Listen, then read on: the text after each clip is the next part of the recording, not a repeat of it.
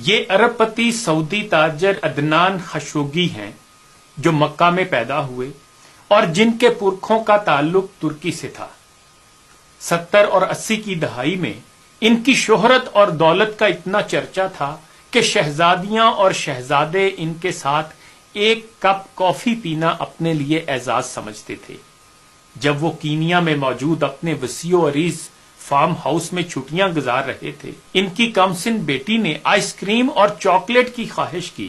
انہوں نے اپنا ایک جہاز 747 بما عملہ پیرس بھیجا، جہاں سے آئس کریم خریدنے کے بعد جنیوا سے چاکلیٹ لے کر اسی دن جہاز واپس کینیا پہنچا۔ اس کے ایک دن کا خرچہ $1 ملین تھا۔ London, Paris, new York, Sydney سمیت دنیا کے 12 مہنگے ترین شہروں میں اس کے لگژری محلات تھے۔ انہیں عربی نسل کے گھوڑوں کا شوق تھا۔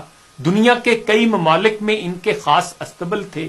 اس کی دی ہوئی طلاق آج تک دنیا کی مہنگی ترین طلاق سمجھی جاتی ہے، جب اس نے $875 ملین اپنی امریکی بیوی کے منہ پر مارے اور اسے طلاق دے دی۔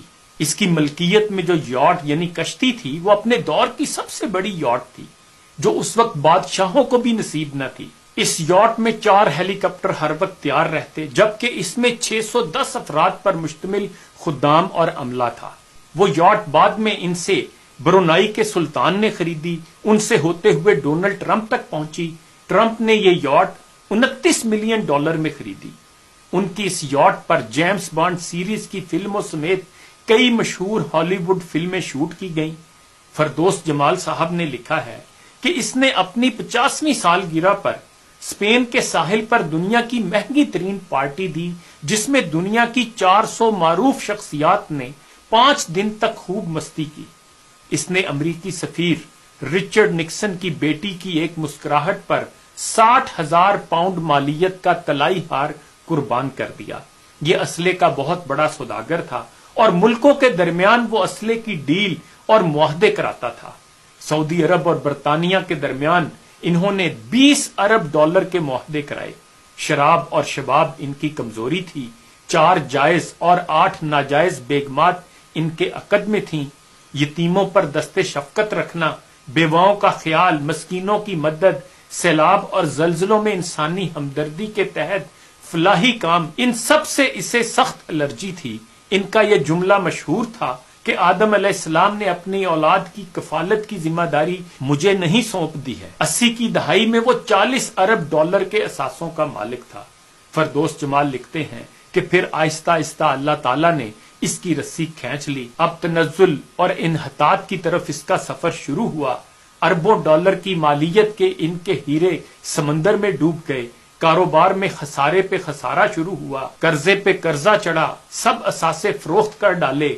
ان کے دوست احباب، ان کے چاہنے والوں نے ان سے نظریں پھیر لیں۔ یہ ایک لمبی مدت گمنامی کے پاتال میں چلا گیا۔ کسی کو خبر نہ تھی کہ کہاں ہے۔ پھر ایک دن یہ لندن میں کسی سعودی تاجر کو ملا۔ ان کی حالت غیر ہو چکی تھی۔ اس تاجر سے کہا، وطن واپس جانا چاہتا ہوں لیکن کرایہ نہیں۔ اس سعودی تاجر نے اکانومی کلاس کا ٹکٹ خرید کر اسے دیا اور یہ جملہ کہا، اے عدنان، اللہ تعالیٰ نے فقیروں اور غریبوں پر مال خرچ کرنے اور صدقہ کرنے کا حکم دیا ہے۔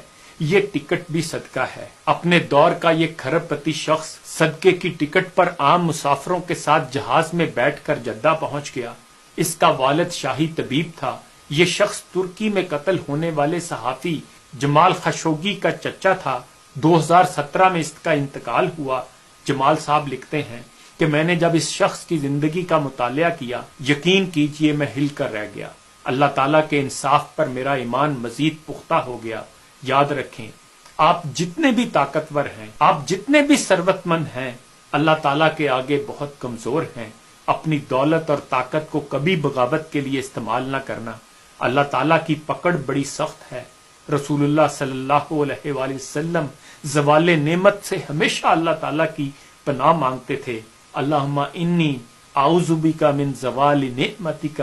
خدا ہمیں تکبر اور گمراہی سے بچائے۔ انہی گزارشات کے ساتھ اجازت چاہوں گا۔ اپنا خیال رکھیے گا۔ اللہ حافظ۔